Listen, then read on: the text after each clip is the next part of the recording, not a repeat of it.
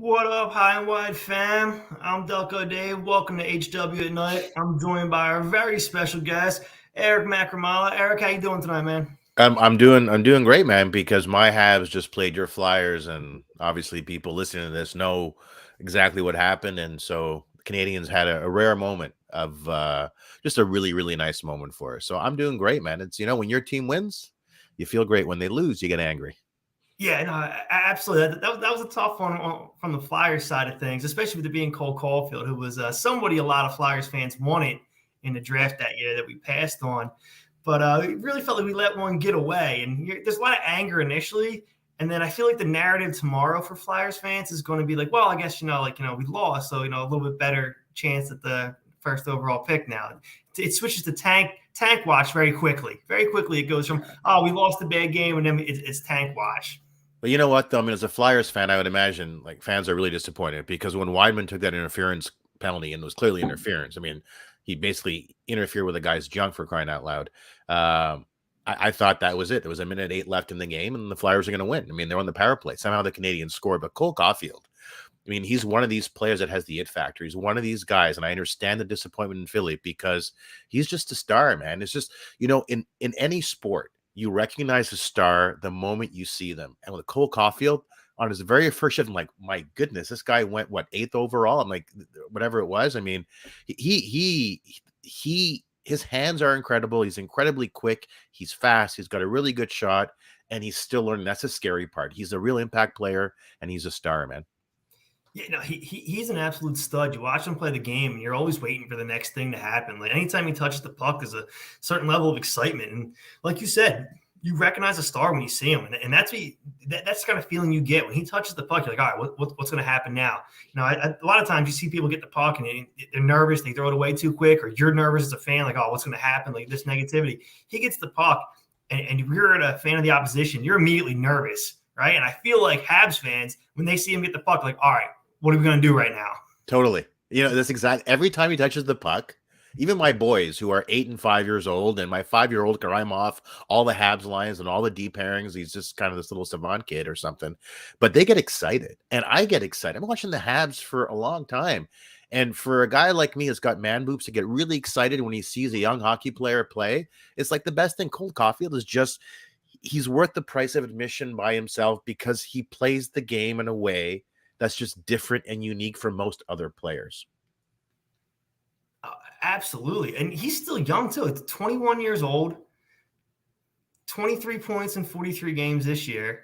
I mean, he absolutely has not – the sky's the limit for this guy, man. And I got to give the Habs credit because something that we've kind of harped on as Flyer fans over here is that we've been knocking the organization's player development. They yo-yo players back and forth. They don't always put them in the best position to succeed, we don't think.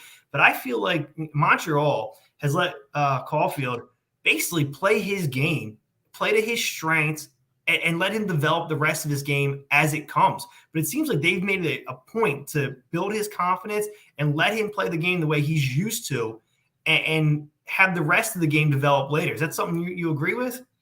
Yeah, a lot changed, Dave, when the Canadians fired Ducharme as the head coach and brought in Marty St. Louis. His only coaching experience was coaching his kids at Bantam, right? And I coach novice hockey, so I guess that means I'm qualified to be an assistant coach for the Canadians, right? But Marty St. Louis came in, and before that, Caulfield had 1 goal on this season. It was a kind of a dirty goal, so really had no legitimate goals on the entire season. And St. Louis came in, and Caulfield's game has just completely changed. And now he's back to where he was in the playoffs last year. And St. Louis, as a head coach, you don't typically see that, but he's going to be really great at developing young players because this is a guy, man, that struggled. He was told, I'll never play in the NHL. So on the 4th line, never playing on the 3rd line, playing the 3rd line, 2nd line, 1st line, and the Hall of Fame, right? So he knows what you need to do to achieve success and to achieve great things. And he figured out how can you score at this level. So Cole Caulfield right now, basically, and this is his idol, by the way. He was, I think he was initially number 26 when he played, right? So he's in a perfect situation. The Flyers, maybe not so much, but he is. Yeah, the Flyers are their own dumpster fire right now.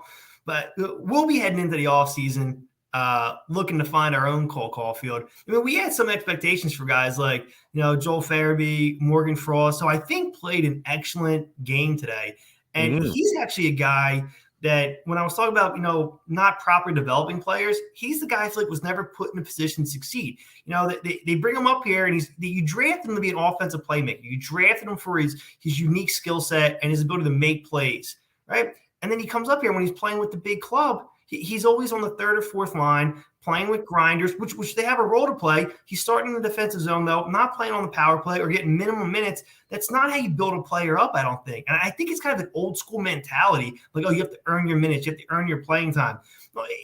Not everybody's going to be a 200-foot forward. Like, not everybody's going to be this defensive zone, block penalty killer, shot blocking guy. Like, at some point, you have to let these guys, play, do what they do best. Let that confidence build, and then they can develop, like I said, the rest of the game as it goes. Is that something you see that, like, that's an old school kind of mentality, earning your minutes, playing there on the bottom six before we can, play in the top six on the top line?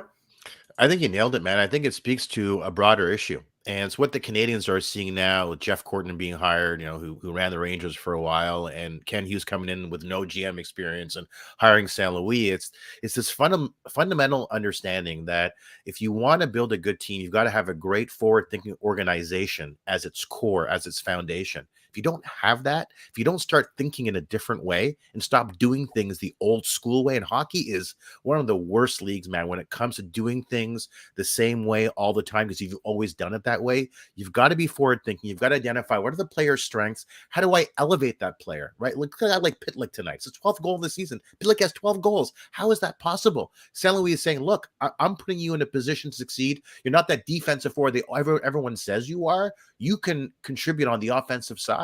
And that's what we've seen. And we saw that tonight. I agree with you 100%. You can't pigeonhole these players, and you've got to shed this old traditional approach to evaluating players. If you want to achieve organizational excellence, it's from the ground up, and it means being forward thinking, and it means being different. 100%. That's how you get ahead of the curve. You see that across all sports. The Niners won all those Super Bowls back in the 80s because they developed the West Coast offense and developed a different system that, that the rest of the league eventually copied. But like things like that, that's how you get ahead of things, I believe. And so now we got a chance here. We got our other special guest here, the host of My Dad Used to Play Hockey podcast, Mr. Zach Kinderchuk. Hey, buddies. How you doing? Hey, that's Zach, a great name for a podcast. Yeah, it is. Thank you. I guess now my dad was a urologist, so I guess my podcast name would be My Dad Used to Look at People's Junk. I don't know how that would work. Oh, I could help you with branding. I wouldn't call it that, but that's probably. I would listen to that podcast. Yeah, it would definitely get people's attention, I think. It certainly would. Eric, hi. I've never met you, but I love the pillow arrangement you have behind you. Well, I'm married, so my home is filled with pillows. Well, actually, Zach, you said you never met Eric before. So, Eric, why don't you tell the audience a little bit about you? You dove into the game, you talked a little bit here, but tell them your background, what you do, and everything. Yeah, so I'm an intellectual property lawyer. I've been at this firm called Gallings for 23 years. My entire career is one of those big global faceless law firms. I act for Major League Baseball and the NHL and, Porsche and like all these brand owners and airlines and stuff. I've been doing that my entire career. And then as a sort of a side gig, I just started working for TSN 12 years ago. I just pitched them the idea. I'm like, look, everybody has a score now. I'm a big sports fan, obviously. I have the score at night. I don't need to go to the paper in the morning to find it. We need more. Sports fans need what I called a sports legal analyst. There wasn't a sports legal analyst in North America at the time. There's two of us now, basically, me and Michael McCann out in New Hampshire. And within a day, I was on the radio talking about, hitting hockey, whether it was a crime or not. And it's kind of evolved. About a year in, I got a radio show called, my own show called Offside. Now it's a nationally syndicated radio show on TSN Radio. Then I do a bunch of weekly hits on a bunch of stations. And then when the topic's hot, I'm on a bunch of different stations across North America and sometimes in Europe. And then I write for Forbes on the side. I hate writing, but you write because that's important. Because when you write, that stuff is there forever. And it's a really effective branding tool. So here's the bottom line is I also teach sports law at the law school here. If you're a sports fan and you want to get into sports, don't worry about it. Because if you love sports, you will eventually get there. Dave, you're a really good example. This is not what you were doing a year ago. And now you're doing this because sports fans ultimately end up where they should. And that is somehow connected to sports. Eric, I appreciate the shout out there, man. But like, can I just say to Eric that's like the best self pitch I've ever heard. You put in like 6 plugs at once while making it seem like it was just like a natural conversation. Well, they're really not plugs because I barely get paid. Oh yeah, but plugs always mean that you barely get paid, right? It's just the hope of getting paid. Good job, fella. Thank you. Honestly, it sounds like you created your own like industry too. You're like, hey, listen, this is what we need here. And you were the first one. It sounds like you were the first one to sports legal analyst in North America. Yeah, maybe. But you know what is, I loved radio. Growing up in Montreal, I'm a big Expos fan. I still am. And so you listen to a lot of radio when you're a baseball fan, right? You have it on your pillow at night when on the West Coast, Expos play the Dodgers and stuff. Love Dave Van Orn. And I always just love radio. And so I just wanted to get on the radio. And so that it kind of mushroomed from there on TV and stuff, up in Canada at least. And it's fun, but the best stuff in life is free. And I guess that's why I'm free, because I don't really charge anything. But it's sports, man. I love it. I'm fortunate enough to have another job that pays the bills. But I love this end of things. Dave, can I just derail your show for like two seconds here? Oh, anytime, Zach. I'd love to hear Eric's. Should Dino Ciccarelli have gone to jail? Absolutely. See, now Luke, I know Luke Richardson, so that's a hit on Luke. He spent a night in jail for that. Yeah. So Luke, his family, and Luke's from Ottawa, so I know the family well. His wife Stephanie, and he's the nicest guy in the world. And Dino Ciccarelli he was a mean, tough hockey player. Yeah. I liked him. He was really productive, but that was an assault, right? And so the legal test, it always comes down to this: is when players step on the ice, they agree to incidental contact. That is contact that's part of the game. So if it's knee on knee, you rip your ACL, too bad. Mm-hmm. But if Ciccarelli makes contact with Luke in a way that's not considered incidental contact, Luke cannot be said to have consented or agreed to that contact. And then you assess, well, was that a criminal type of contact? And the answer there was yes. No different than, other things we've seen. Bertuzzi on Moore, Paris Hogan on Garrett Stafford when he was in the AHL. There are a bunch of circumstances. You mentioned the Bertuzzi on Moore one. I don't know if you guys read the book Journeyman by Sean Pronger, but he played in that game, and he talked about how right before the hit that Bertuzzi took on Moore, the cheap shot that he threw, the sucker punch, Pronger tried to throw down with Moore because it went back to the hit on Naslund, and Sean Pronger went up and wanted to, be like, hey, let's go, we got to settle this, and Moore skated away, and then Bertuzzi ended up doing what he did. But it was just an interesting thing, Pronger's like, yo, listen, just take your medicine, kid, let's do this. He backs down, and it ends up, we know what it turned into and everything like that. Of course. Yeah, it was tough. Todd Bertuzzi is a really nice guy, believe it or not. And a lot of this is covered in Brian Burke's book. Brian Burke, who's now the president of the Penguins at the time, was working with the Canucks. And Bertuzzi just got caught up in the moment. But the problem was the hit the punch he delivered wasn't contact you say that a player agrees to before he steps on the ice. And I knew Steve Moore's agent. Steve Moore's on the NHL more anymore, so I knew his agent, and he would tell me stories that Steve would be out at a restaurant with his mom trying to order off a menu. This is like 5 years after, and he couldn't. He just couldn't. And this is someone, whose family's well educated, lots of earning potential after hockey. And that's what cost everybody a lot of money. The insurance companies had to pay out a lot of money to Steve Moore because you could have made a lot of money in the NHL, and then beyond that, a lot of money after the NHL, given his Harvard connections. Yeah, absolutely brutal. I mean, that's the most famous one I remember, to be honest with you. I don't know. Do you know any other ones besides Ciccarelli and Morzak? Not famously. I'm sure Eric does. There's probably a couple others, especially when you go across all the other sports. There must be a couple. I feel like Mason Rudolph, the quarterback for the Steelers, almost had the helmet activity. Yeah, the helmet. It tossed at his head, but I don't know what is assumptive when it comes to assault when you enter a sport. And it's fascinating to hear your perspective on it, Eric, because Dino Ciccarelli was I collected his rookie cards, and then there was that one night I was like, I don't think I'm really into him anymore. But yeah, that was clearly like a crime that happened on the ice. That's a very physical game. So it's interesting to hear like how it transcends from just something you assume is going to happen that contractually you agree is going to be part of the game to something that it becomes, that we can go and prosecute in a court case.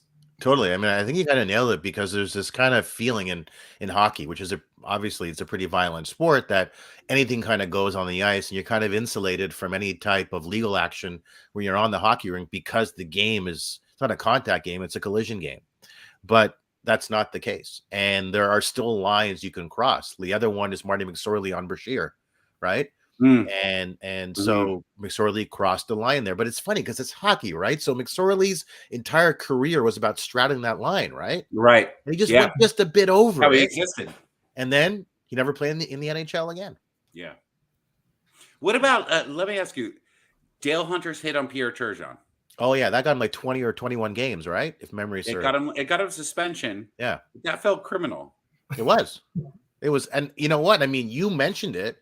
I saw it once or twice back in the old days. There was no internet.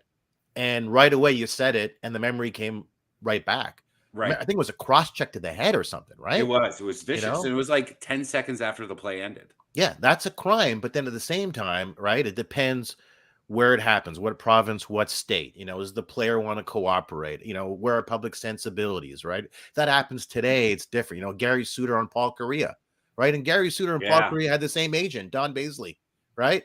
So what does the agent do there? It's like, sorry, nice job. I don't know. I don't know what to do. Well, he makes money either way, right? Yeah, totally. Yeah, especially off the legal fees. Yeah. So it's tough, right? People have these preconceived ideas. I coach novice hockey. The kids are 7 and 8 years old, and I got to explain to some parents, like, you can't send your kids out there to be like animals, right? Because there are still rules. That's fascinating. Yeah, were you guys talking about the horrific loss before I jumped on? Yeah, fantastic win.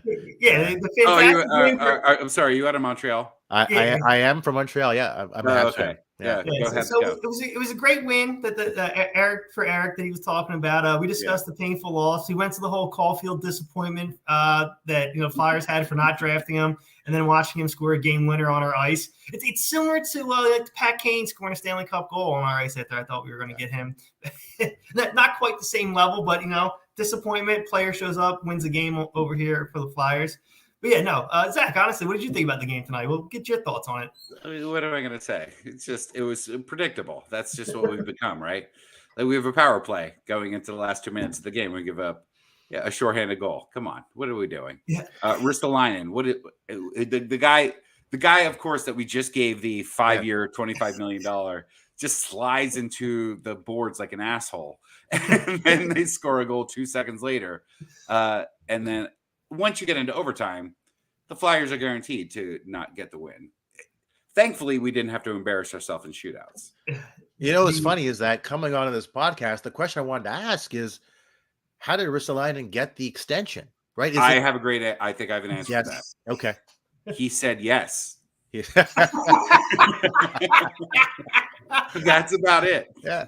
I think that just getting players to say yes was the fact that he wants to be a Flyer and wants to be a Flyer for that long, and there's some hope in him that he's going to represent Flyers culture.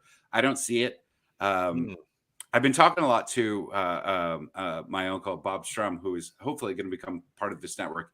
He used to be head of pro scouting for the Blue Jackets, and he talks about Ristolainen's spatial recognition, and that's a much more eloquent way of what I've been trying to talk about Ristolainen all year. He doesn't seem to know where he is exactly on the ice, especially in his own zone. And that's a big problem. You know what? I mean, I'll tell you, as a fan who doesn't watch the Flyers on a regular basis, obviously. I mean, the last time I watched the Flyers on a regular basis was in the playoffs 2 years ago, right? When they Habs faced off against the Flyers in the bubble. I'm watching the game tonight, and just by way of the eye test, this decor as a whole, this is not a good decor. Oh, Like, thank you, Eric. yeah, I mean, I don't know how you guys must be going crazy. I'm watching this and like, Yeah, like your are. forwards are like, when are we going to get the puck? When are we going to transition? I mean, it's sloppy. A lot of uncontested zone entries, a lot of defensive breakdowns. It must make you very sad. We are very sad, very Yeah, sad. very Thank you, sad. Eric. Is it You're very welcome. You're very welcome. Criminally, can we charge him with anything? I don't know criminally, but I think maybe like a civil lawsuit for like pain and suffering. I feel like Keith Yandel should do at least 30 in county. Yeah. Absolutely. As a prior CO, I will tell you this: you can't do more than a year to 18 months in county. So if he's doing 30, he's going up to the pen. That'd be fine. And you would know. That's right. Yeah. So with this, we got our third guest jumping on here. This is like the Royal Rumble edition of HW at night here. So the buzzer's going off. The high and wide man himself, Jim Icavone. Jim. Hey, Jim. How you doing, man? What's up, guys? How's it going? What's up, Zach? Hey, Eric. How's it going? Hey, James. Someone put on a tie. Fun. Well, he was down at the game, so he had to look professional tonight. I love it. I tried to go for the jinx too. I wore the blue and red for Montreal, and it almost worked. But we're turning into like the Detroit Lions of the NHL, just finding new ways to lose games. Like it's getting creative at this point. Yeah, that was a tough one tonight, man. What was the mood there tonight, Jim? To me, it looked like they were going to win. The crowd was into it.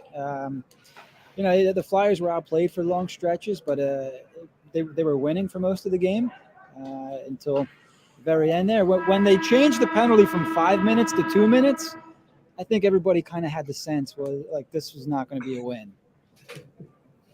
Yeah. Well, Eric touched on the penalty, how blatant it was that it was interference. So we're all in agreement that it was a penalty and probably should have been called. Somebody live on the broadcast said that if play hadn't stopped, they probably wouldn't have called it at all. Like they wouldn't have gone back, but play stopped for a different reason, and they went and looked at it and ended up calling it, which I think was the right call. I do wish it would have been 5 minutes because then we would have had more time in overtime after Ristolainen does the old school Andrew McDonald slide out of the play to break up a pass and ends up in the boards. Whether that's a good thing or a bad thing, we don't know. I don't know if it would have made a difference. First, like the reason they call it 5, right, is because that's reviewable. If it's 2, then they can't review it. Right. So the refs call 5, so they can look and see it should be 5 or 2. But the way that game ended, it was almost like I don't think it would have mattered what they would have called. I think the Flyers are just destined to lose that one, unfortunately. Yes, thank you, Eric. We just have Kate now. And poor Andy McDonald, who probably just sees his name trend now and just doesn't know why. He's like, all right, I was signed for a ridiculous contract a long time ago. And I keep getting brought up. But Risto's the Andrew McDonald 2.0, like the slide, the contract, the whole thing. Yeah, the trade. He really is. It's a carbon copy almost. I played lake hockey and I've made that slide, right? Because you have no other option, I guess, when you're a dumb player like Rasmus. Where you just slide, and the way he looked hitting the boards was like he just put the skates on for the first time. I've rewatched that. I think Jim, you posted it, or maybe Andrew did, or Anthony did. Sorry. I've watched it so many times, and he looks so ridiculous hitting the boards, and then he gets up like a deer on the ice, just slipping around. It's just for some reason, for me, this might be the hardest loss of the year, because I understand we're not making the playoffs. Like I get that. I mean, we're not making any sort of postseason, but to lose in such a ridiculous fashion, where I feel like we're going to show up on the Sports Center not 10 best plays tomorrow, that even gets more humiliating. Like we lost to the Hurricanes, right? Expected on their ice, of course. But then for the Habs to come in and for us to play well for 40 minutes, and we're kind of getting a little amped about Morgan Frost a little bit. He actually stick handled for a little while. And then, of course, we lose while we're on a power play. I don't know. The texts that I got immediately after the game were hysterical, but my whole philosophy with this team is I want to stop caring, but I can't stop caring. Yeah. And Eric, obviously, yeah. I think you're probably in the same boat a little bit, because your team's going nowhere at this point either. You got Martin St. Louis, and you got a little bit of optimism with the way the team is playing, but you at least have some young prospects that you're excited about. Feel bad for us a little bit. I know we're going across the border here. We don't have any, and I would hope that you at least. Well, you have Rasmus. You have him for 5 more years. Yeah, 5 more years. But he's what, 28? We don't have any prospects or anything to look forward to, and that's well, you got Claude for another 2 or 3 days. We have who? Claude for another 2 or 3 days. At least something. At least 4 more. I'm not. I know I'm unpopular, but I'm not a fan of his. You're not a fan of Claude Giroux? No. But he's so good at hockey. Yeah. Okay. I don't disagree with that. Yeah. Is there something about him personally that you don't like? I don't. I'm not a fan. I'm a fan of him as a hockey player. I'm just not a fan of him as a captain. Oh, as a captain, I guess isn't he the longest serving captain for your team? Yes. Yeah, I think so. Yep. No, he's not. Clark is. Oh yeah, Clark. Yeah, Clark's been more than Jay. No, I think it's Claude. I think Claude has been the longer serving captain as far as games go. But anyway, I mean, look, I was telling Dave that that I know Claude because he works out in Ottawa, is where I am now. It's where I live in Ottawa, and my good buddy Tony is his trainer, and Tony's lawyer, and so I've seen Claude a number of times, and I got to tell you, man, number one, he's such a hard worker. It's insane. And just like the nicest guy. He's just so nice, Zach. So I'm going to tell him. I don't have a problem with him personally. Sounds like you don't like him. I have to tell him you don't like him. I don't like him as a captain. That's all. And I love that you call him Claude. What am I saying? Oh, right. Well, that's probably the proper pronunciation. It is Giroux, by the way. Claude Giroux. Yeah, it is Giroux more than he's been the longest serving captain. Yeah. Giroux is longer than Clark. Yeah. Fair. Oh, so Eric, where do you? I mean, I don't know how much insight you have, but where do you think Claude's going to go at the trade deadline, if he goes at all? I think he goes. I think once he gets his 1,000th game in, he's gone. So that's Thursday, I guess, or is that what it is? Yeah. And I think after that, I think he's probably as good as gone. I could see Colorado as a logical landing spot for him, because Landeskog is injured now. So with Landeskog out at least until the playoffs with some mysterious knee issue, I could see him. And they have the cap space. They're a contending team, and Claude could help them, I think. So that I don't know where you guys think he might go. You guys may have more insight on that. No, I think we're kind of confused as where it could see the initial landing spots were at Colorado, as you mentioned, but and Minnesota and St. Louis, right? Yeah, am I going to be corrected on that? Yeah.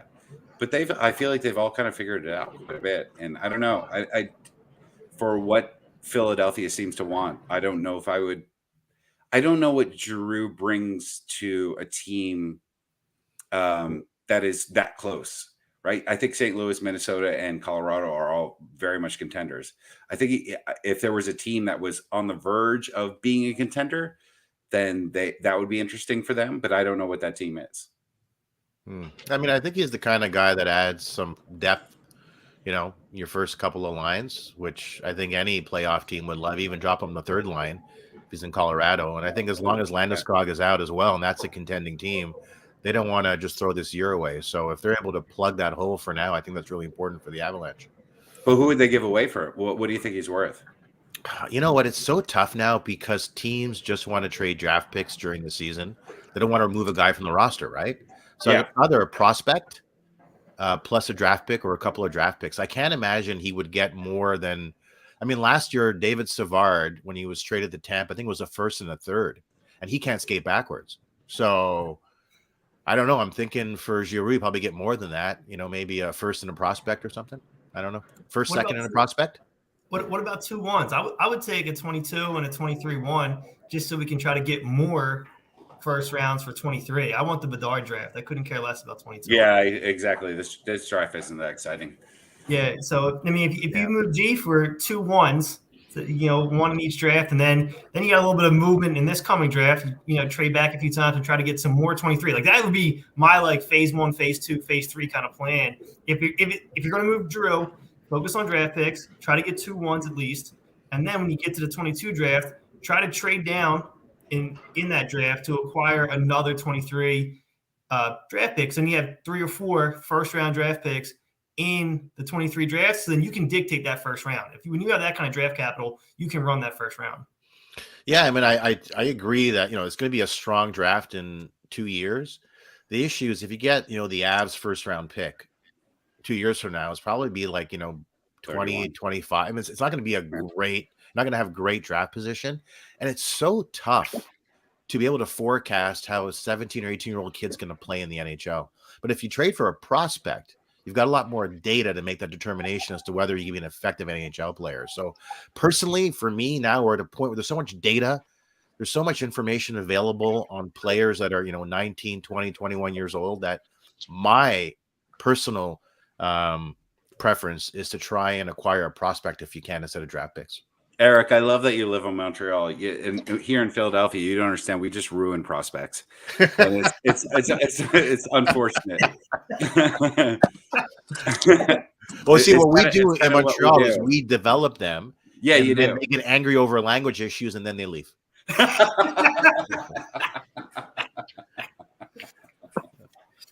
I will say this about Claude Giroux, though. Tonight, I really could sense that, it's kind of starting to really sink in that this all could be coming to an end here. Like, I actually felt it. I think it was Sam Carkidi that had asked him a question towards the end, and it just, you could see it on his face. I don't know if it was an energy or what, but the energy in the room, number one, couldn't have been worse, with all the previous player interviews. But, after Claude had spoke, you could just feel like, man, like he just felt really bad. Like he does care. He does love it here. I finally got that sense. I felt sad for him, to tell you the truth. I mean, he mentioned that this is probably the toughest season as a Flyer, and it's probably going to be his last. And you could just tell he doesn't want to leave. It's really bad how it just unfolded for him here this last season. Man, hearing that from you, Jim, geez, I know. I think it was just was it yesterday or Yeah. yesterday, talking about how you don't see how he cares. Why do people think he loves this city? I don't see it at all. 24 hours later. Dude, well, let me still be that person. Oh, here we go. he got madder at Sam than he ever got at another team. I think that's what always bugged me about him. And I've heard from just former alumni. This is just, I've never been in a locker room with him. I don't know anything about Claude. That's what we're calling him now. I think he's a top 5 Flyer of all time in terms of performance on the ice, without a doubt. I just think that when you have someone who has just been the symbol of the most feudal era in your franchise's history, which this has been, it's time to move on. And I've heard from too many players that didn't want to play for him. And I know that there's a lot of players that did want to play for him, but when it's that divided, I think that it's time to move on to a different captain. And I've heard that from too many people. And I think I will be as sad as anybody when he moves on, because I do think that they wasted a lot of his captaincy, and that's a shame. He was a great player. He was never a superstar, but he was absolutely a star, and showed his skills in this year's All-Star game, which I think will probably want to be one of the greatest moments of his career for him. But I'm totally ready for him to move on. As sad as it might be for a day, it's I'm more excited about what he might bring back.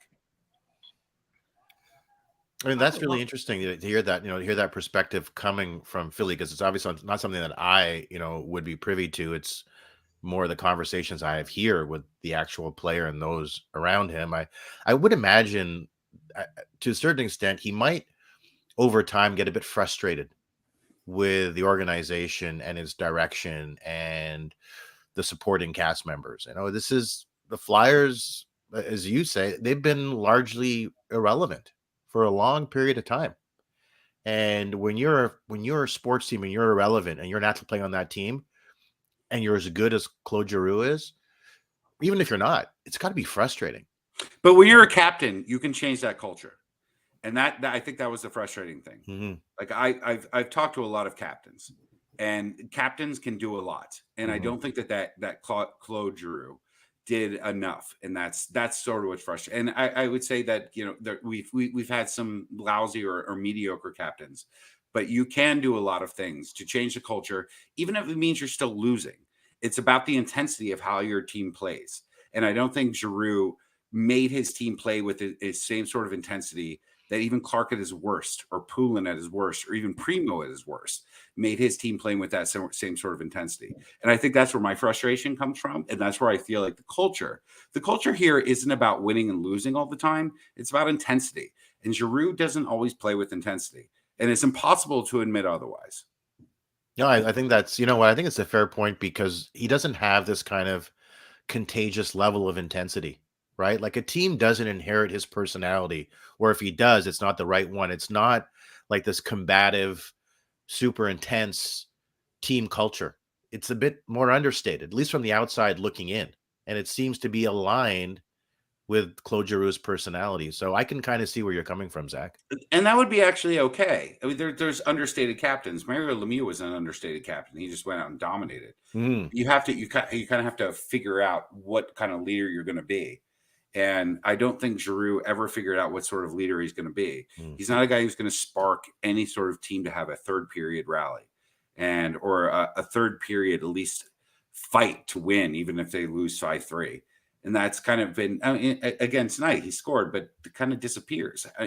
If you obviously you don't watch as many Flyers games as we do, lucky you, but it's there's a lot of nights you just don't hear his name a lot, and he might end up with an assist. But when you're the captain, and I don't know, there's something very personal about this with me.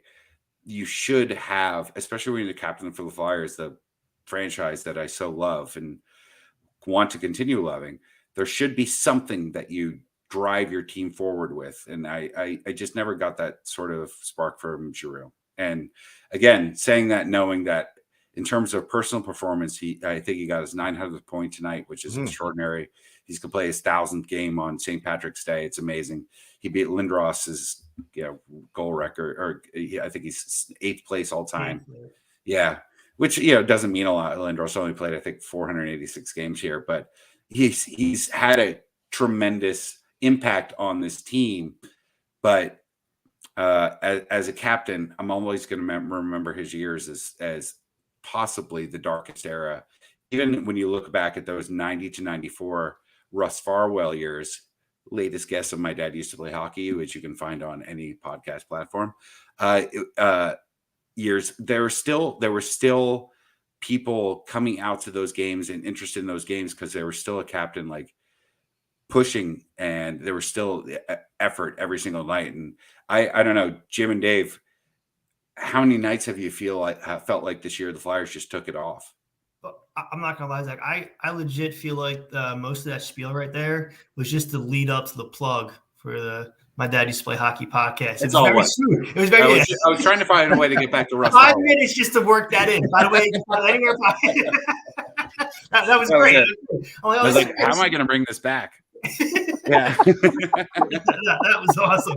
But no, we've been talking a lot of Giroux stuff here, and actually, so we're giving away some tickets for Giroux's 1,000th game.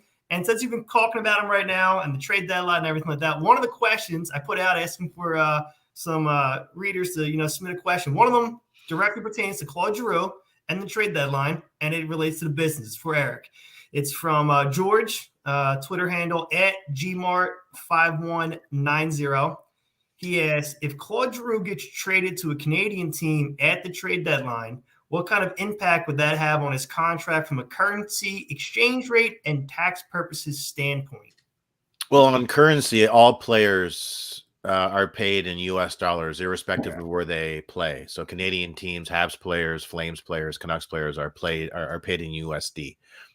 Insofar as tax impact, well, if he gets traded to a Canadian team, which he won't, but if he did, he wouldn't be very happy, because the tax rates typically are higher in Canada than they are in the U.S. But there are ways that players signing new deals in Canada, like Tavares did and Matthews did, where they can really protect themselves against the significant and disgusting tax impact that you would have in Canada. And the way you do that is, if you're Matthews, you're a resident in Arizona, right? That's where he dropped his pants a while ago. So that's where he's from. So he maintains his residency in Arizona with like a 4% income tax rate. And his contract, except for the minimum salary as per the CBA for every year, all of it signing bonuses, all of it. The reason that's important is Canada has this exception that they tax a signing bonus at a really low level, and then the rest is taxed at home at whatever that percentage is. So for Austin Matthews, he saved like $23 million in taxes when he signed his deal. Yeah. There's nothing like that for the working man. There's no way you can just go into your job like, listen, look, pay me this way so I get paid at this tax rate, and then my hourly rate can be like $6 an hour. To deserve that money, I guess, Dave. Yeah, we'll get there. One of these days. Yeah. Well, you could just lie on your taxes. I don't know. Eric, do you think that Ottawa's putting together something I think kind of special? I think that they have actually a lot of young players playing hard. Yeah. Do you think Giroux, being that he's kind of from that area, might re-sign? Yeah, he's a rental for this year, and then any chance that you think he signs with Ottawa in the offseason? That's interesting, because I live in the nation's capital, and when the morning guys, city. Sorry, thank you. When the morning guys are out on vacation or sick or hit by a bus, I'll fill in. So we talk a lot about the Sens, which for me is okay because I'm more of a Habs fan. I'd rather talk about them, and I try. That's never come up, but maybe it should come up because his ties to the region. He played in Gatineau, which is in Quebec, but Gatineau, it's not like Montreal. It's a 5-minute drive from my house, right? Because kind of Quebec kind of encircles this part. And he's got really strong ties to Ottawa. Like I said, he comes here in summer and he trained with Carrie Underwood for crying out. So, he's here a lot. I don't know if they would pay him money to come play or enough, because Ottawa has a self-imposed salary cap imposed by the owner, and it's really low. And it's a team that's rebuilding. But you know what, Zach? No one's talked about it, but maybe they should, because he would be a nice addition to this team. I think Ottawa has really put together a nice. I think we talk about rebuilds here a lot in Philly. We're always 2 or 3 years away from it actually happening. And we've been rebuilding for a decade now. Forever. We've been rebuilding since '75, and but I think Ottawa they're exciting to watch. They're certainly flawed. But I think the average age of that player is about 25 on that team. And there's, Carlson's gone. I think that there's a lot to be excited about. And that's a place I could see Giroux being interested in going to as a veteran who could bring whatever captaincy wisdom people put upon him. But I could see that happening. Well, I think Ottawa's done a really good job rebuilding as quickly as they have. That's the part that's really impressive, because a lot of rebuilds go nowhere, right? Look at the Devils. Oh, we're aware. Flyers, right? You have to really commit to the rebuild. You got to commit to the rebuild, though. We were like, right? We got Carter Hart, and then the rest will just take care of itself. That was the big problem for like 25 years. We got to solve the goalie, then we're good. We solved that, and everything else just fell apart. Right. Look, what you guys need to do. What you guys need to do is what the Canadians are doing now with Jeff Corton and Ken Hughes. Is the rebuild is not by way of roster construction. The rebuild is at an organizational level, at an infrastructure level. It's redoing everything and hiring like people to come in that are aligned with the times and understand how to interpret and use data to their advantage, and just redoing development, all that stuff. Flyers have had issues developing players, right? And so, I mean, I can't speak to the specifics of Flyers organization, but they've been bad so long. You got to ask the honest question: is the infrastructure in place to support player development generally? Well, no, no, absolutely not. I don't think so at all. No, it's not. And I don't know if that's a data problem. I don't know what the problem is. We've certainly had some bad luck when it comes to prospects coming up with injuries and everything like that. But I don't know. I don't know what the role analytics has ever played with the Flyers. So I would be curious to ask you, Eric, as an outsider. We're obviously not going to have Mike Yeo as a coach next year, or at least I would hope not. Who are some people out there that you would be interested in bringing in?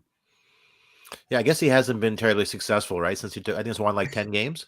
He's 10 Yeah, I'm not 10 going to blame him for that, but he's clearly and not the guy. 17 to 6. Yeah, no, I mean he's he's an interim coach, and this will likely be his last. I don't know. Can I be honest with you, Zach? Because being a Habs fan, having seen awful hockey for such a long period of time. I mean, yeah, last year's playoff run was great, but it wasn't a great team. They were near the bottom of the league in goals for, and they are again this year. They're tied with the Flyers for fewest goals. I don't think it matters who you bring in. I think you need to overhaul things, don't you, at an organizational level, to just to reshape and just fundamentally change how you carry on business as a hockey team and as an organization, because this isn't working, is it? I mean, it's not working for the Flyers. Mm-mm. No, it's not. it hasn't been working for a while now. No, for a long time, it hasn't worked. And what we usually do as a franchise is we bring in an ex-player as a GM, and the heir apparent seems to be at this point. Chuck Fletcher's not going to have his job for too much longer. I don't think he'll probably keep his job for next year, but Danny Briere seems to be groomed. I'm curious what you think about ex players. You have St. Louis coming in, but he's not really associated with the Canadians at all. But what do you think of ex players coming back and doing the job? Iceman has obviously been a tremendous success. Briere associated both with the Canadians and with the Flyers. And Briere, by all accounts, is incredibly intelligent. He did interview for the Habs GM job and ultimately went to Ken Hughes, an agent for Cortex at the time. But everybody has glowing reports when it comes to Briere, and he represents this new type of manager, basically. And if he gets a GM job, great. He's just someone who's inherently bright and who ran the minor league organization from the ground up. And apparently he's got a lot of potential and he's got a lot of talent. And so he would represent the future if they were to hire someone like that, I would think. I feel like they don't give him that title and a pay raise to keep him here without the intent to make him the GM. Like when we thought he was going to Montreal, like they basically made up a title, special assistant to the GM, and bumped those. Like, they just made something up. So like, look, we want to keep you here. We want you here. Don't go there. Like it's going to be yours. Stay here.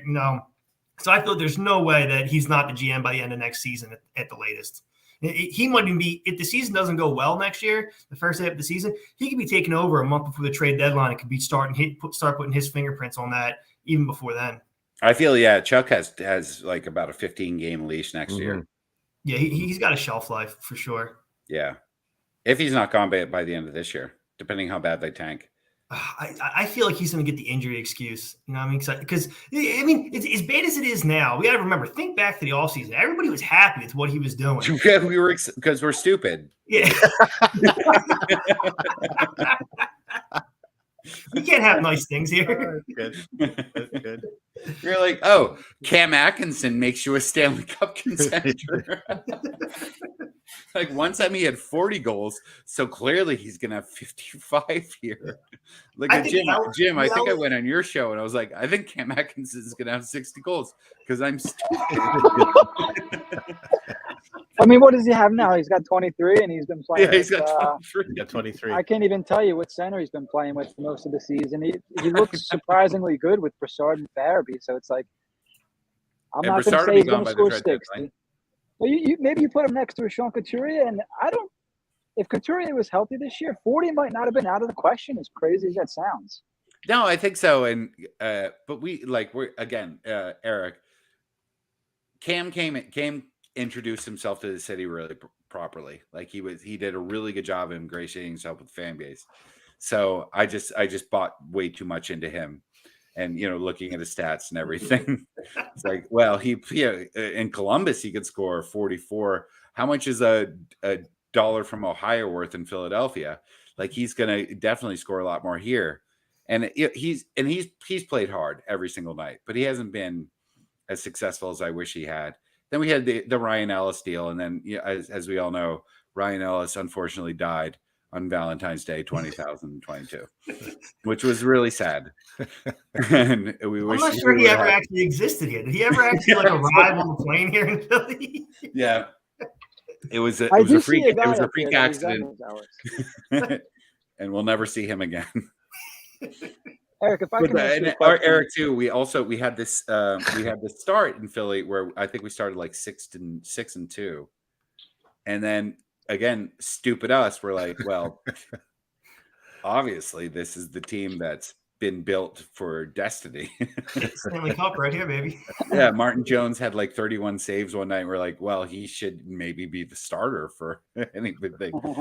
Yeah, so we got a little overexcited. But in the end, we understand that these deals weren't anything that were going to fix the culture of this team. And I think that you're really astute in pointing out that there's a major overhaul that needs to happen. Eric, can I ask you a question? Because as a Flyers fan and as someone, that we pay more attention to the Flyers than any other market, I'm very guilty of that. Those big moves in the offseason, we haven't seen moves like that here in quite some time. So I think, I don't know if we were blinded just by, oh my God, we made a trade type excitement or what, but from the outside looking in, what did you think of the Flyers offseason and watching the Flyers now? I don't want to ask you what do they look like to you, because obviously they look terrible, but is it because they're injured to you, or do you just watch these guys and you're just like, this is just a bad hockey club, this is just a bad franchise?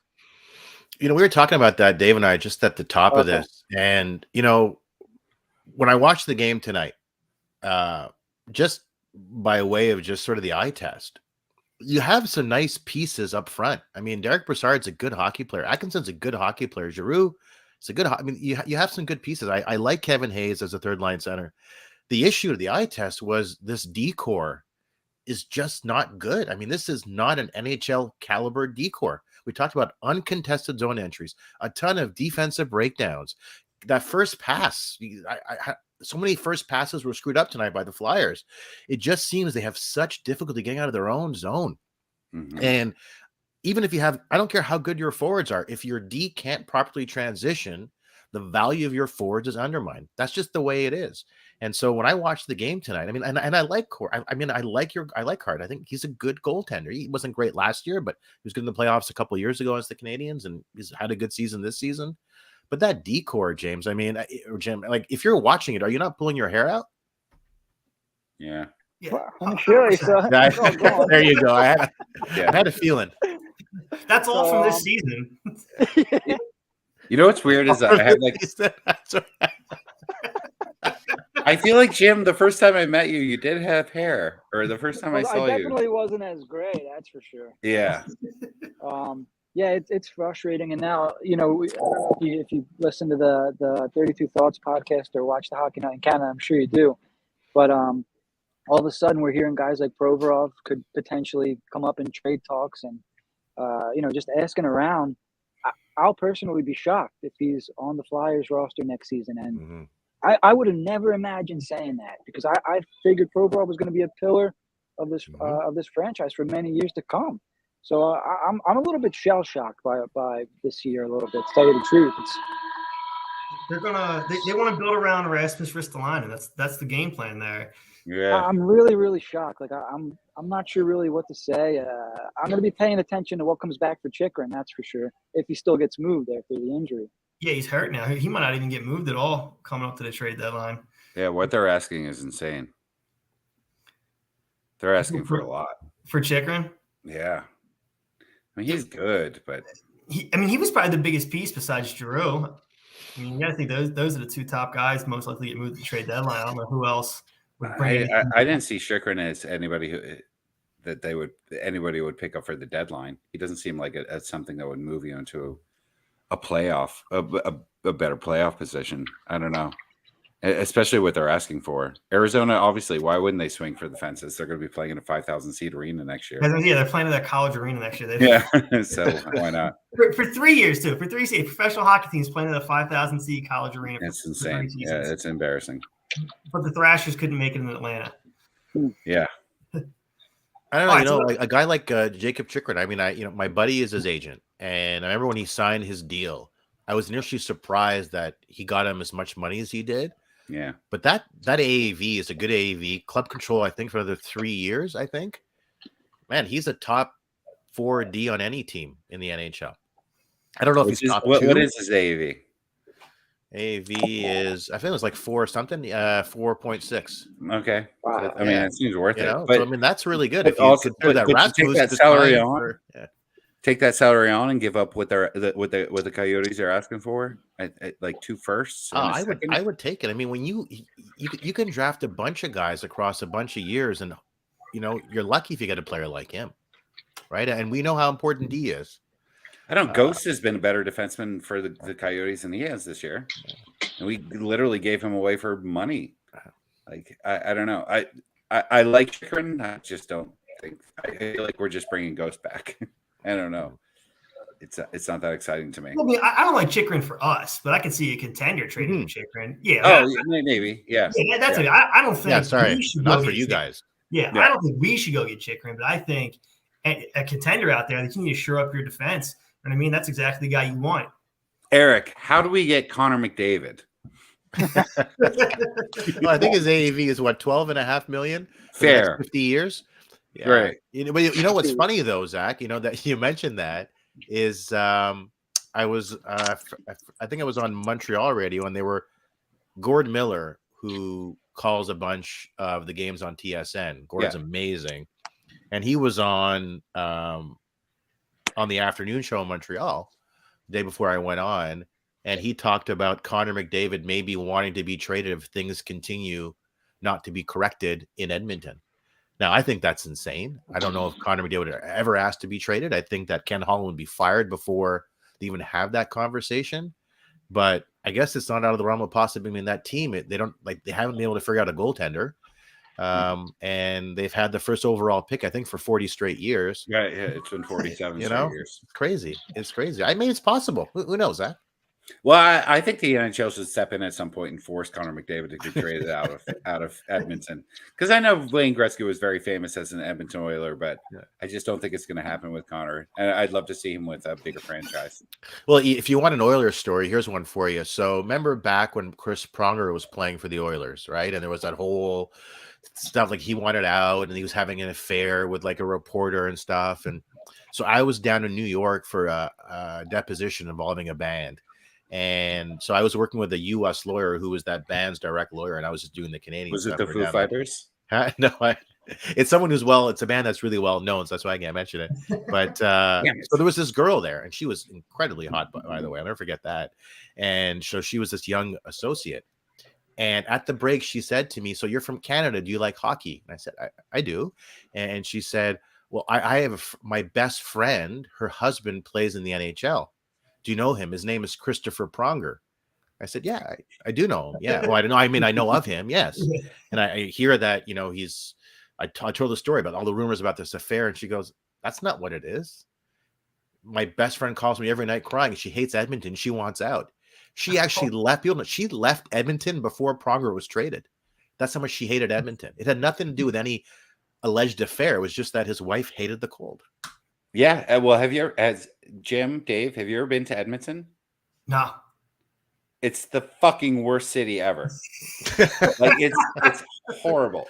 There's tunnels underneath the city where everyone like walks around, because even in the summer they do this, because the exterior of Edmonton is so ugly. So there's like, and then they have the West Edmonton Mall, which probably was a novelty 25 years ago when malls were interesting. But I was there like 3 years ago, and it's a horrible place. Like and then the surrounding suburbs are nothing but oil fields. There's no aesthetically pleasing areas to live around there. I can see why which is most of Alberta, actually. Why were you there? What's that? My cousin's wedding. Yeah. Oh, so your cousin lives there? What's that? Yeah, my cousin lives there, and he's an idiot. The most interesting place that I could go to hang out was called Boston Pizza, which Eric, why is Boston Pizza a franchise in fucking Canada? Because Boston has the worst pizza in the United States. I know we have one near our home. It should be clam chowder. Boston clam I chowder. have never been. Yeah, I have never Boston been. pizza is disgusting. I Is don't it? understand why. Yeah, Why okay. would you call it New York pizza? Yeah, That makes sense to me. Right. If you want a Boston chain, just get some Dunkin' Donuts up there, man.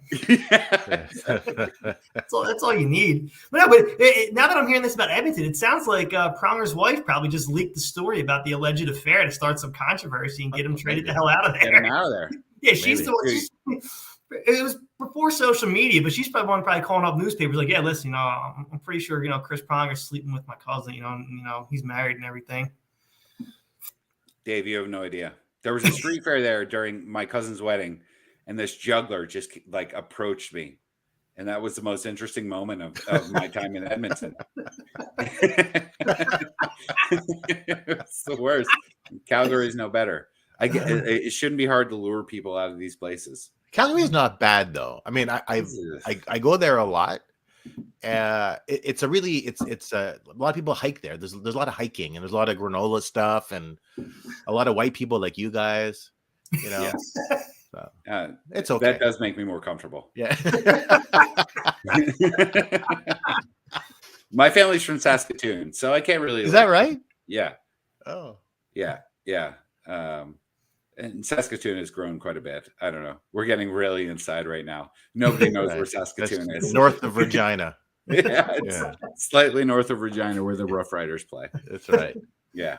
All right. Well, Eric, listen, I promised some people some questions on the air and some tickets to give out. So I got 3 more to get through real quick. So Jesse James Larch at Jesse Lark. Hopefully I said that right, man, if you're listening. Bell Center is consistently talked about as one of the best atmospheres in hockey. As a Habs fan, what has been your favorite moment you've gotten to experience there? Well, my favorite moment would be at the Old Forum before they moved to the Bell Center. That was an amazing place to watch a game. Sound traveled really well around the entire arena, and it was far more intimate. But as far as the Bell Center goes, with hands down, my best moment was taking my eldest son, who at the time was 5.5 years old, to his first NHL game. So I didn't want him to go to a Habs Sens game in Ottawa.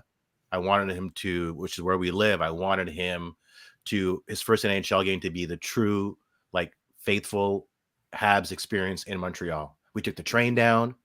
We got to meet, some of the players went on the ice. The Habs played the Flyers. We lost 3-2. Thank you for that. You're welcome. And it was, I love my kids like any dad, and it was just amazingly special. So for me was probably one of my most fond sports memories. And I've been to Eagles games and been to Flyer games, and I've been to a lot of sports venues on the world, but spending that with my son was like the best. So that's awesome, man. I mean, I think that's one of the best things about sports is how it brings family and friends and everybody together. Like, that's what you look back on. There's I think some class and stuff on like mental health stuff and dealing with stress. And they talk about like things like spending money on things that you can, like possessions that you can have, or spending money on experiences. And typically when you spend money on a possession, when you think about it, it just becomes part of your normal life. You buy a new iPad or a new car, it just becomes ordinary. But when you have like a very special experience or a great experience, you look back on it always with like fonder and fonder memories. And you haven't seen these glasses.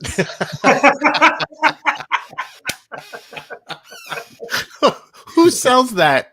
You would even find that. You probably made it better than any experience anyone could ever have. I take this over a trip to Europe any day. Dave, picking up on what you just said, a lot of parents, when they have kids, like, I'm going to let my child choose their own path. I'll let them pick their own teams. No, that's stupid. Okay, as Zach would say, it's stupid, it's dumb, it's idiotic. Sports offer something that you can't get anywhere else, and that is regular moments of shared joy and euphoria with your kids. I mean, for the Habs playoff run last year, my kids had their Habs pajamas, their teddy. We're watching these games. We're having the best time, and we're celebrating together and hugging and having an amazing. And the other parents, no, you can't force them to love it. Yeah, you force them. That's your job as a parent. I know what's best. You make them do the right thing. I love you for saying that, and it goes even beyond family. I think sports is so great. I happened to be in Kansas City the year the Royals won the World Series, and beyond uniting a family, it unites a city. Like, and there's no piece of legislation. There's nothing that brings together a city like sports. It's as silly as we all are for debating these people who are much younger than us and how well they play. Like when they win, there's nothing like it. And yeah, Eric, I'm glad it brought your city together, but or your family together, but it also brings the city together. And I think that's why we're all in the end so passionate about it. Yeah. Well, most of the family. My wife was on TikTok, but anyway. Oh yeah, that sounds about right. That's what my wife does when I'm watching Flyers games too. Yeah.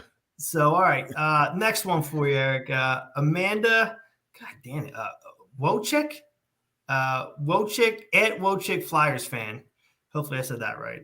A Flyer, past or present, that you would have liked to have seen on the Habs. Boris Inderchuk. Well, that's a good one. Just say that. Rasmus. No, I mean, it won't be a Hab that was on my team. I was at McGill doing my undergrad in psychology, in abnormal psychology class, when the news broke. The Canadians had just traded John Leclerc and Eric Desjardins for Mark Recchi. And I think Dion was part of that deal too, going to the Flyers. I remember thinking to myself, well, that's a stupid deal. And then I think John went on to score like 330 plus goals for the Flyers and 33 50-goal seasons in a row. And so I won't pick John or Desjardins because they were on the team. I don't know. Maybe a guy like Rick Tocchet comes to mind. I always love Rick Tocchet. Love the way that he played. Tough player. I love that he gambled on the game. I thought that was fantastic as well. So maybe a guy like Rick Tocchet. Let me ask you guys, what Habs player would you have liked to have seen other than Cole Caulfield, Dave? I was literally going to say Cole. I had it ready to go. As soon as the question was out of your mouth, I was saying Cole Caulfield. How recent are we talking? You can go as far back as Howie Morenz. Oh, well, then Patrick Waugh. Oh, that's not yet. Yeah, I mean that would have changed everything. I think for this team. And then obviously personality too. Jesus, Guy Lafleur. I think we would have won 3 cups in a row if we had Guy Lafleur on the team instead of them being on the Flyers or him being on the Canadians in 75-76. Guy Lafleur is God. When I think about just the purest skaters I've ever seen, the purest hockey players I've ever seen, Guy Lafleur comes to mind. And Maurice Richard, Jesus, you have like one of the most historic franchises, and meanwhile you're going to be like Mike Ricci. Mike Ricci. You have just an amazing franchise. I couldn't end my list of players I'd like to see from the Canadians. Peter Zezel. I love it. Jim, what about you, man? So I'll go a little bit more recent. How about a guy that maybe should have been a Flyer, Shea Weber? Right. The offer sheet, right? Yeah. That would have been a hell of a would have been fun. Absolutely. If we brought Weber in, we wouldn't have had to do the Ellis edition. Or Rasmus Ristolainen. Or Rasmus. Maybe take them it's both. It's actually possible your team would look a lot different. Shea Weber had signed that offer sheet.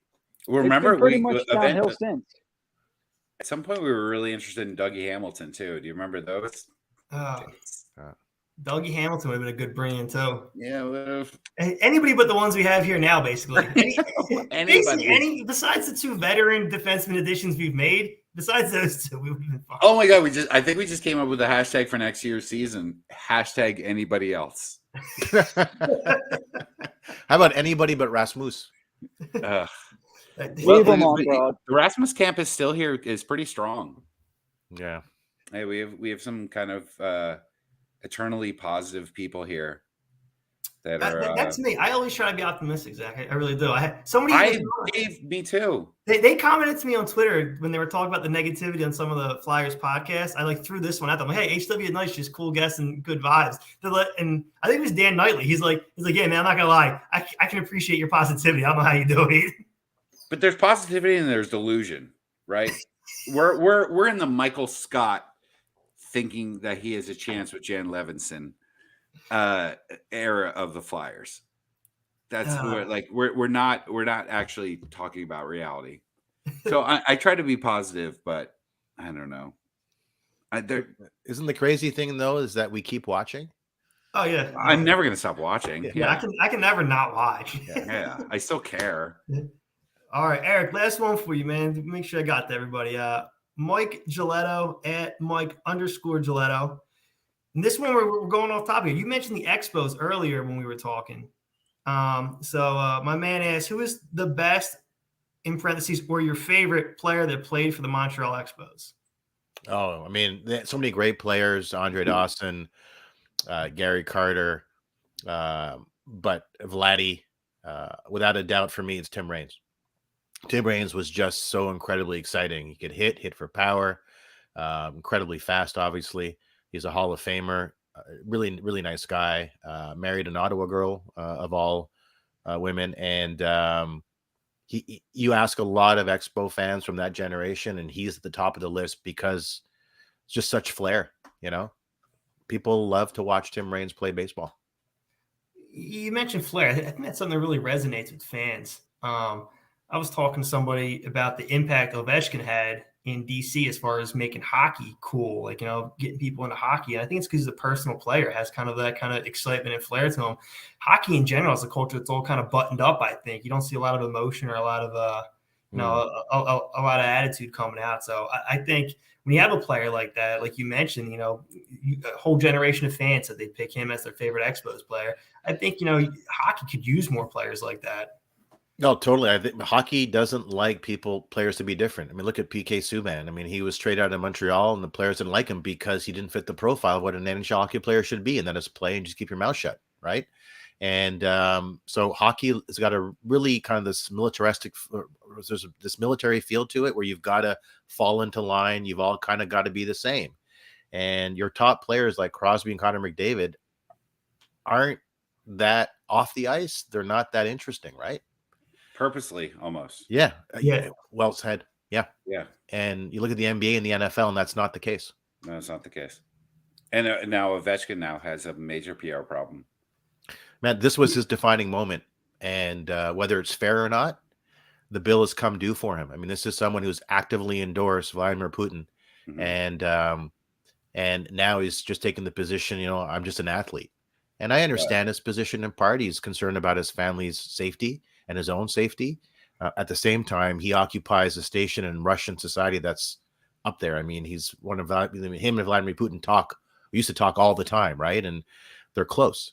So I think he would likely be insulated. But even if he's not, what's happening now in this invasion of a sovereign nation and all these kids getting killed, and you have to speak up. You don't really have a choice now.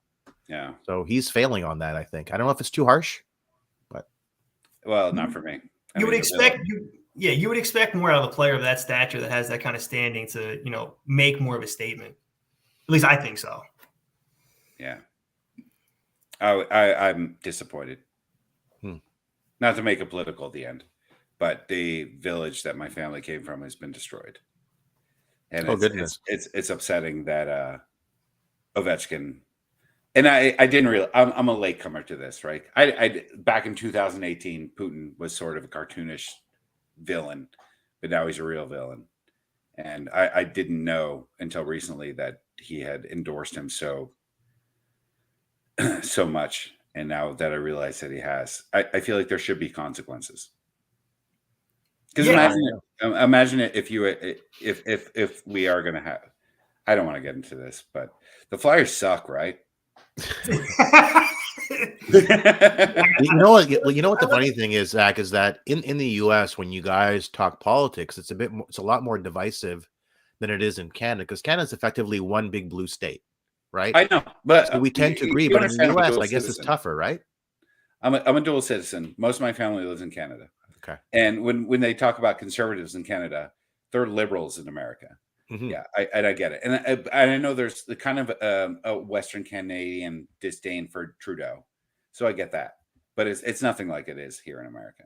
It's on my own radio show, I have for the past 6 years ended with my Donald Trump loser of the week. Just an athlete I pick or whoever in sports, that's my loser of the week.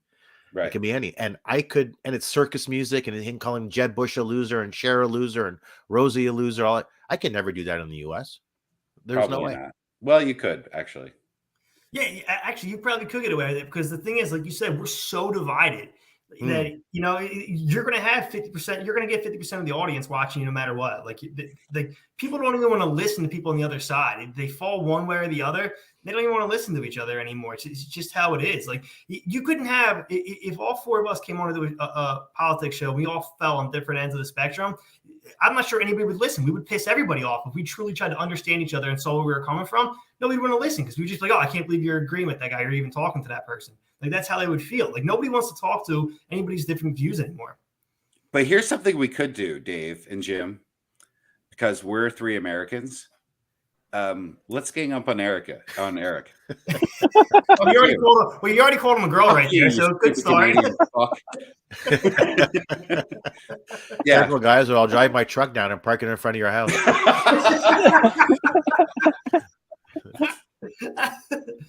All right. Well, listen, we're up over an hour and 15. Let's we'll go around the horn real quick. Zach, you're up first, man. Final thoughts? Anything you want to continue to promote? Anything you want to talk about? Floor is yours for a bit, man. Yeah, I saw Channing Tatum's film Dog, and I really liked it. That's all. Okay. I love that. He wrote and directed it, and it's a great movie. Mm. And I was initially gonna go see the Batman, but I was like, no, I'm gonna go see Dog, and Dog's a really good movie, and he doesn't die at the end. It was just good.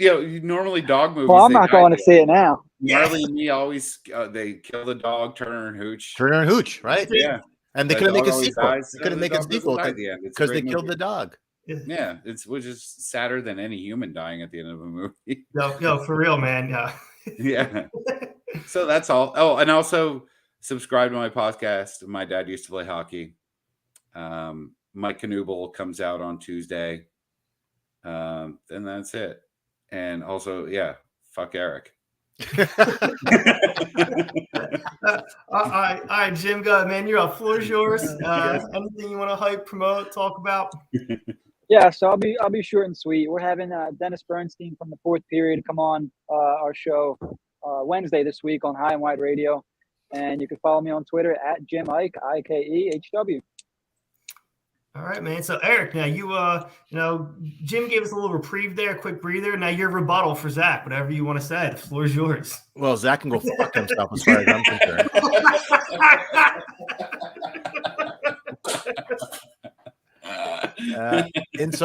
So I'm not ashamed to say it. I just in like a month and a half, I polished off all 6 seasons of Sex and the City.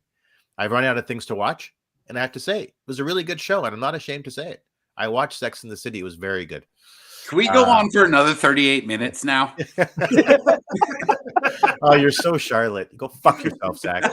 So, and then I've got a radio show called Offside, nationally syndicated radio show on TSN. You can find it on iTunes or wherever you find your podcasts. It's just a weekly legal business show where I break stuff down. This week is Calvin Ridley and the whole Russia stuff and just answering questions and stuff. And that's it.